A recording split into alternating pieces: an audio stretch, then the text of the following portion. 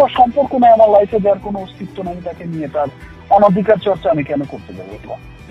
আমার লাইফে তো এই ভদ্র মহিলার তো কোনো অস্তিত্ব নাই, সেই ভদ্র মহিলার ব্যাপারে আমাকে ব্যাপারটা বলে পুরোটাই হাস্যকর হয়ে গেল না মেগাস্টার শাকিব খান? আপনার এক মুখে দুই রকম কথা। এটা কেমন ধরনের মেগাস্টার শাকিব খানের কথা?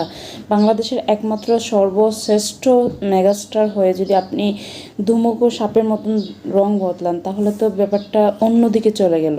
হ্যালো এভরিওয়ান, আসসালামু আলাইকুম। সকালে কেমন আছেন? আশা করি ভালো আছেন এবং সুস্থ আছেন। মেগাস্টার শাকিব খান কিছুদিন আগেই উনি একটা কল রেকর্ড দিয়েছিলেন যে ভদ্রমহিলার কোনো অস্তিত্ব নেই, উনি ওয়াইফ হওয়ার কোনো যোগ্যতা নেই। তাহলে এখন 2 সন্তানের মা হতে যাচ্ছে। আদৌ কন্যা সন্তান কি ওনার না অন্য কেউ, এখনও পরিবার বা কেউই ক্লিয়ার করেনি। কারণ যেহেতু উনি এখনও কিংবা ওনার পরিবার থেকে কোনো স্ট্যাটাস আসেনি, এটা বুবলি ট্যাগ লাগিয়ে শাকিব খান অ্যান্ড বুবলি দিয়েছেন।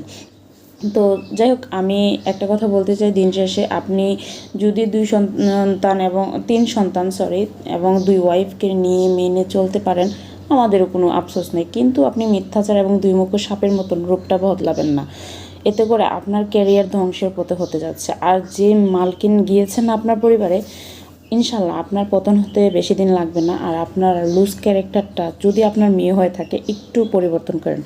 বিশেষ করে মেয়ে হয়েছে, মেয়ের জন্য একটু করেন যদি মেয়েটা আপনার হয়ে থাকে। আর যদি অন্য কারোর হয়ে থাকে, সেটা তো কিছু করার নেই। কারণ আমি জানি না কেন, কী কারণে আপনি 1 মাস পেরিয়ে যাচ্ছে, বাচ্চার এখন একটা স্ট্যাটাস দেননি, অথচ অন্যান্য জিনিসই আপনি স্ট্যাটাস দেন। তার মানে আমরা ধরিয়ে নিচ্ছি মেগাস্টার শাকিব খান আপনার এই সন্তান না।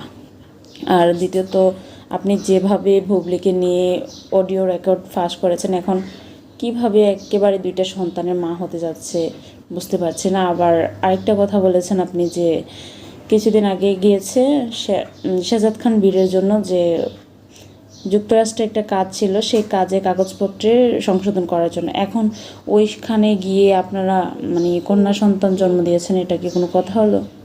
তো যাই হোক, আপনার দুমুখ সাপটা নোংরামিটা খেলাটা বন্ধ করুন। এই নোংরামি খেলা চললে দিন শেষে বাচ্চারা খুব বাজে পরিণতিতে যাচ্ছে, বাজে টাইপের হয়ে যাচ্ছে। তো বাচ্চাদের জন্য অন্ততপক্ষ আপনার এই নোংরামি মুখোশটা উৎসে ফেরা দরকার। তো ভালো থাকবেন, সুস্থ থাকবেন।